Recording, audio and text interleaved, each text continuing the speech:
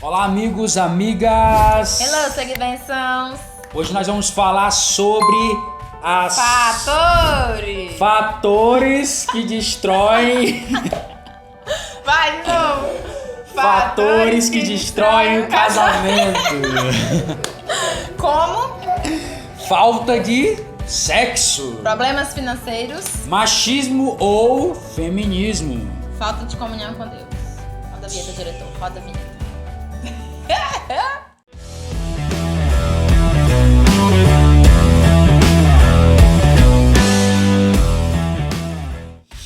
Eu sou Gabriel Brito Eu sou Suziane Bessa.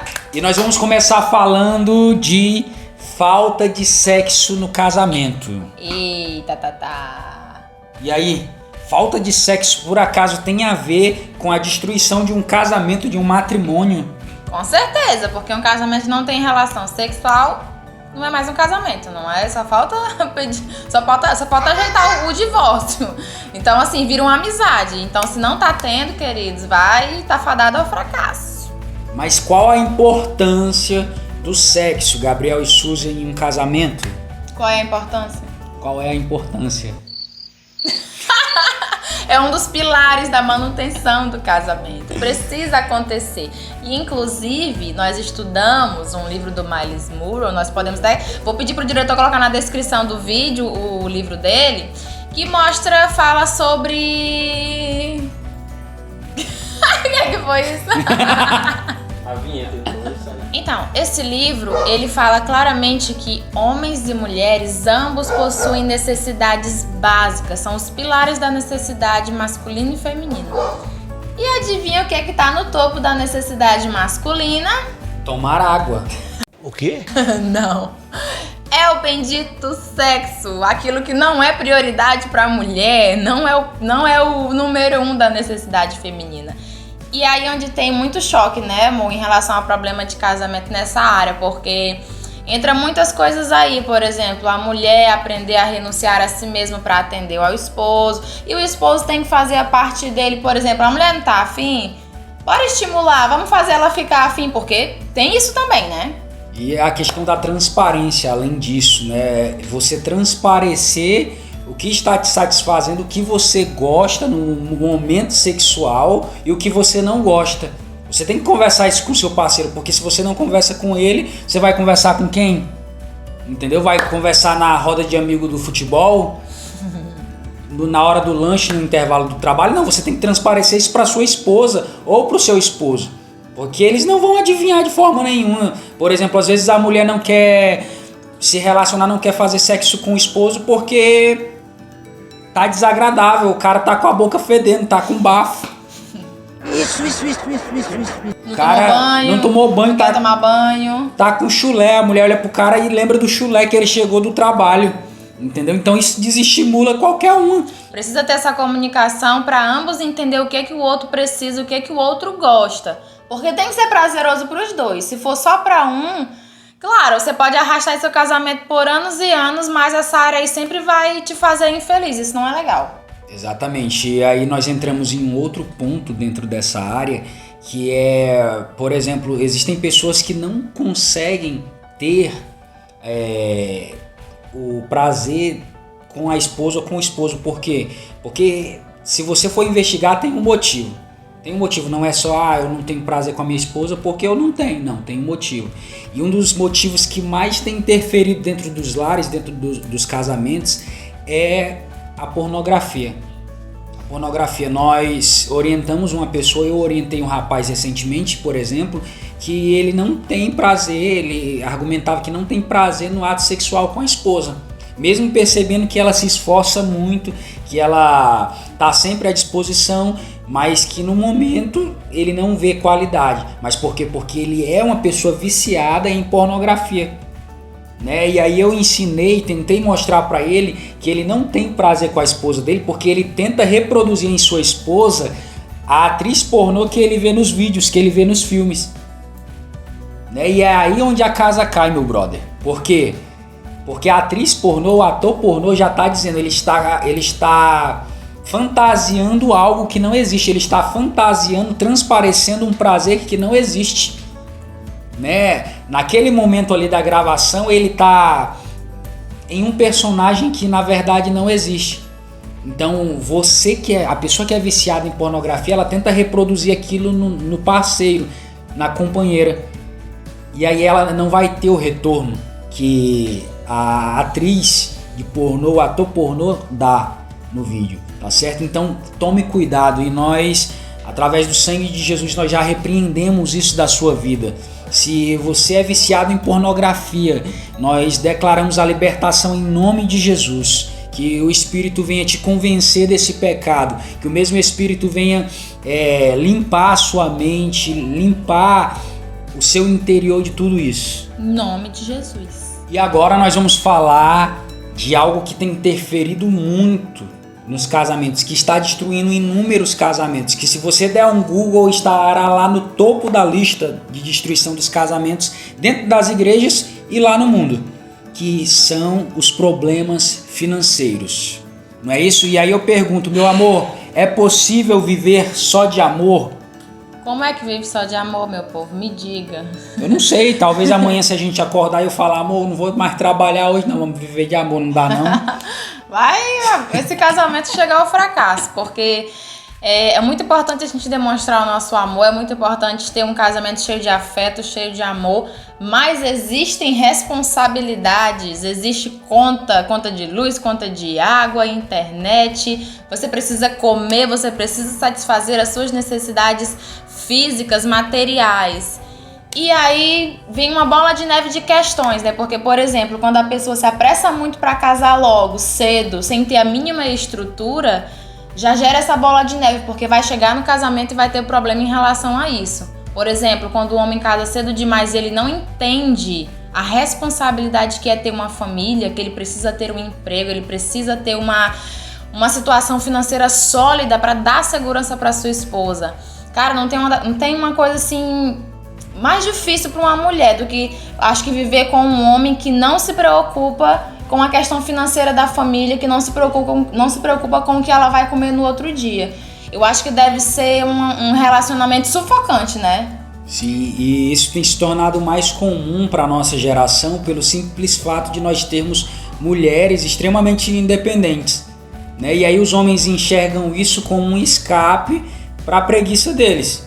Aí o cara não quer ser super exigente quando vai escolher um trabalho, por exemplo, não quer se submeter a um trabalho que exija muito esforço físico, exposição ao sol, né? Mas aí ele não tem coragem também de estudar para trabalhar em um escritório na frente de um computador, né? Então, homens, se posicionem, porque nós somos os provedores.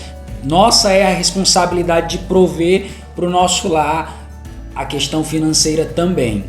E aí muitas vezes a mulher, vendo as coisas ao redor não funcionando em relação à vida financeira, ela acaba se tornando meio que o cabeça da família. Por quê? Porque se você tem filhos, por exemplo, você não vai esperar a comida chegar até dentro de casa. Se o marido é preguiçoso, é lesado, não quer assumir essa responsabilidade, ela vai correr atrás, porque ela tem um filho, uma filha para alimentar, né? E isso é uma carga pesada demais para a mulher, porque essa carga de ser cabeça da família, de ser provedor da família, não foi feito para a mulher. Isso vai desgastar, isso vai gerar o término do relacionamento. Agora a gente vai falar sobre machismo ou feminismo. Os extremos, né? Aquele negócio.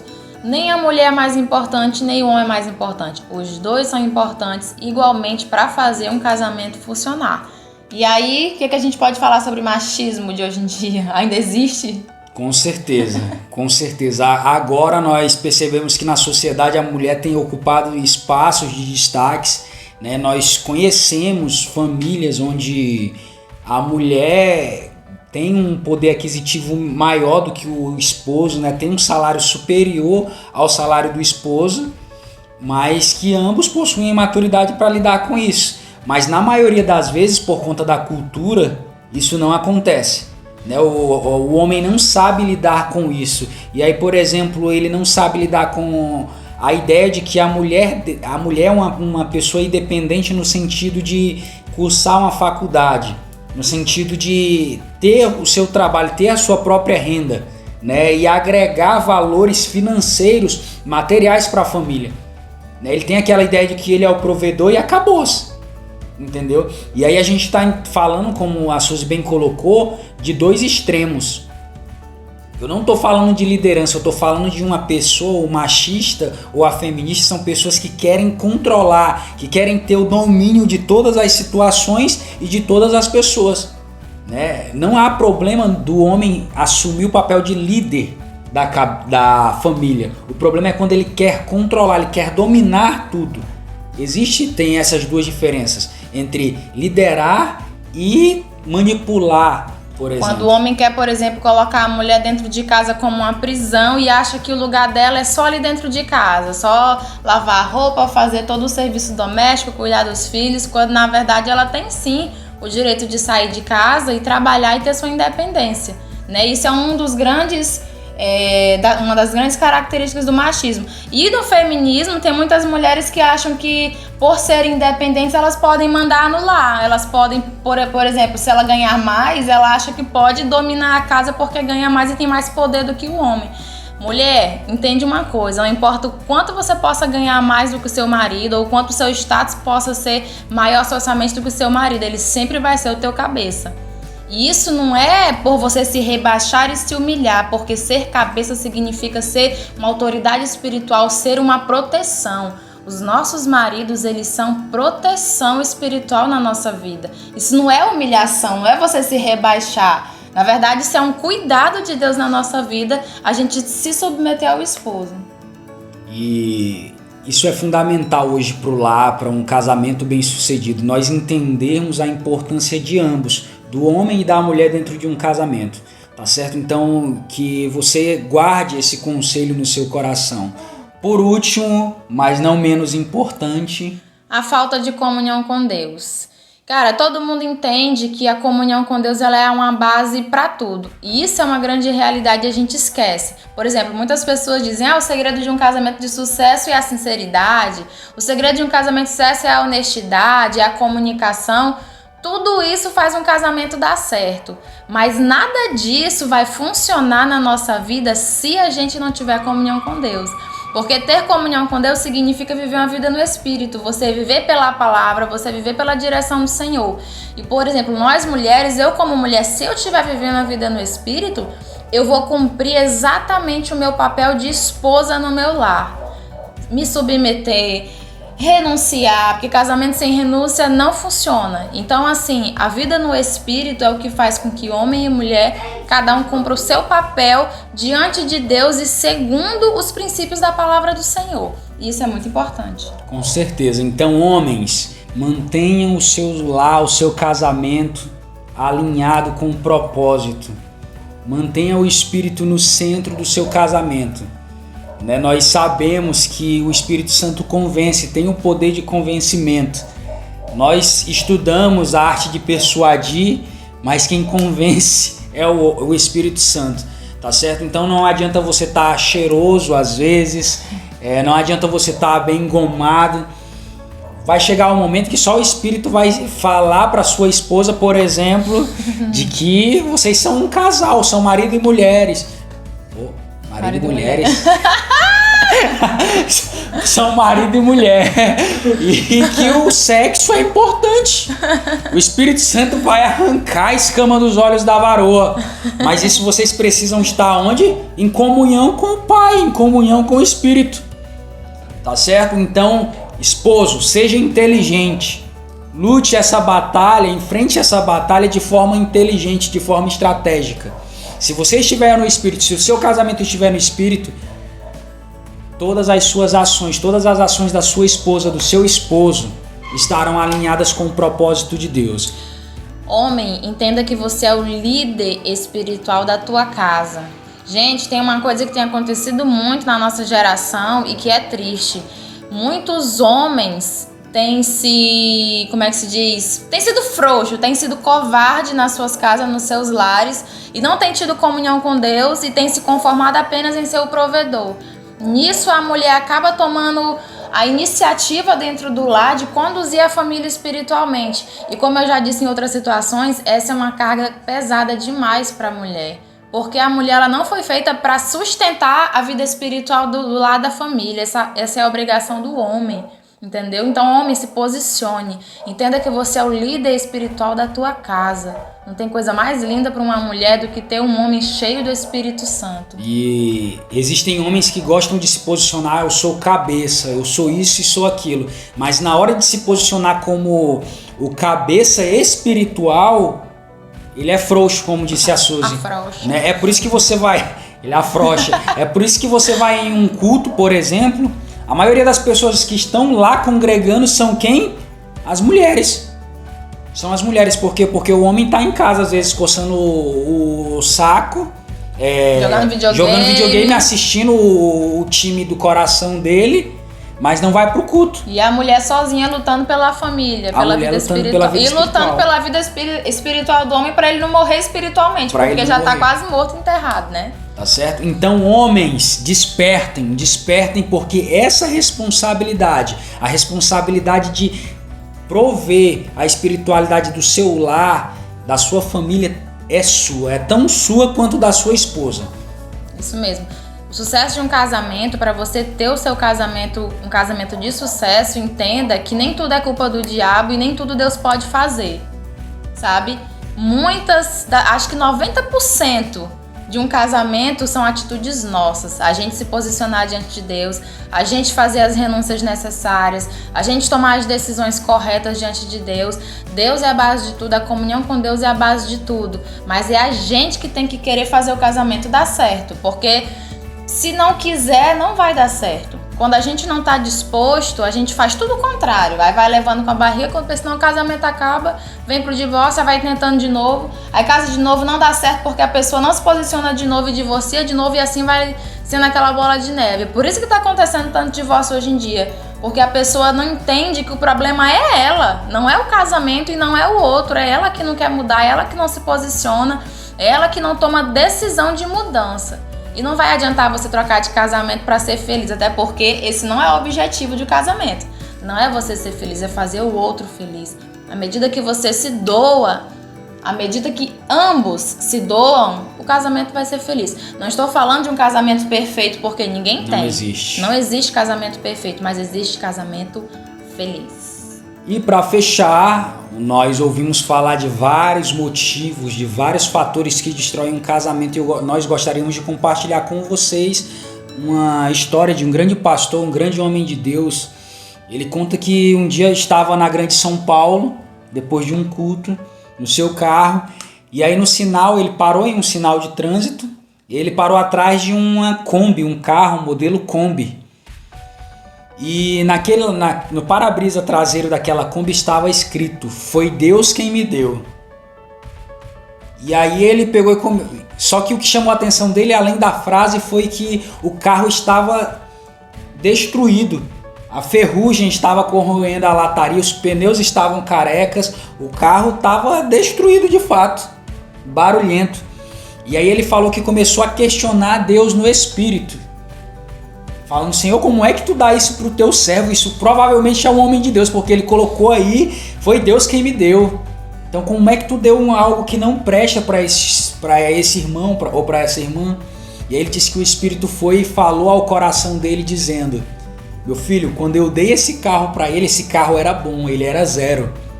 Só que ele não soube cuidar. Eita Deus. Ele não soube cuidar, ele não preparou uma cobertura para o carro, ele não fez a manutenção no momento devido, não trocou o óleo, né? E às vezes é isso que acontece. Por que a pessoa está no segundo, terceiro casamento? E nós chamamos a sua atenção para isso, para dizer, para vir desfazer essa mentira do mundo, essa mentira de Satanás de que o casamento não é um projeto de Deus. Nós afirmamos aqui, o casamento é um projeto de Deus. O casamento nasceu no coração de Deus. Foi Deus quem projetou o casamento. Só que às vezes somos nós quem não sabemos zelar. Na maioria das vezes somos nós quem não sabemos fazer a manutenção do nosso casamento. É por isso que o tempo vai destruindo.